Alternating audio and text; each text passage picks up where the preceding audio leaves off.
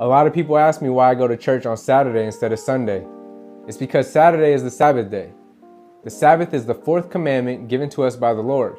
Exodus 20, 8 through 11 reads, "Remember the Sabbath day to keep it holy. 6 days shalt thou labor and do all thy work, but the seventh day is the Sabbath of the Lord thy God. For in 6 days the Lord made heaven and earth, the sea, and all that in them is, and rested the seventh day. Wherefore the Lord blessed the Sabbath day and hallowed it." The Sabbath isn't a 1 or 2 hour event. It's the day of rest, a 24-hour period from Friday sundown through Saturday sundown. We're commanded to have a holy convocation, which is a holy gathering, where we study our Bibles and submerge ourselves in God's presence. People often ask me why I don't participate in certain activities during the Sabbath, like going to the movies, eating out at restaurants, or going out on Friday nights. That's because there are certain things we're allowed to do and certain things we're not allowed to do on the Sabbath day. Some of the things we don't partake in during the Sabbath are working, Leviticus 23:3, cooking, Exodus 16:23, and even buying and selling, Nehemiah 10:31. We're also to abstain from our own pleasures, like watching sporting events or other non-biblical related entertainment, Isaiah 58:13. Many people see the Sabbath as a burden, but it's quite the opposite.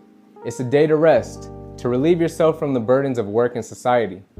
The Sabbath day is a day to escape the world and get closer with God.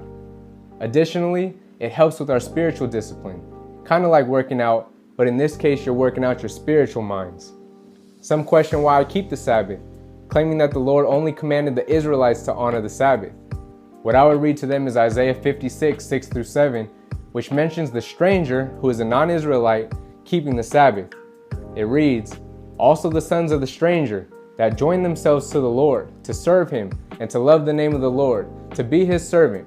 Everyone that keepeth the Sabbath from polluting it, and taketh hold of my covenant, even them will I bring to my holy mountain, and make them joyful in my house of prayer. Their burnt offerings and their sacrifices shall be accepted upon mine altar, for mine house shall be called an house of prayer for all people." From this passage, we can see that everyone that joins themselves to the Lord and keeps from polluting his Sabbaths, including the Gentiles, shall be joyful in his house of prayer. In conclusion, the Sabbath is the fourth commandment of the Lord, and it still stands. Nowhere in the Bible does it say it's done away with. Therefore, it should continue to be observed by all. And with that said, I hope you got some understanding. Follow for more Bible truths. Read your Bibles, and I'll see you in the next one. Peace.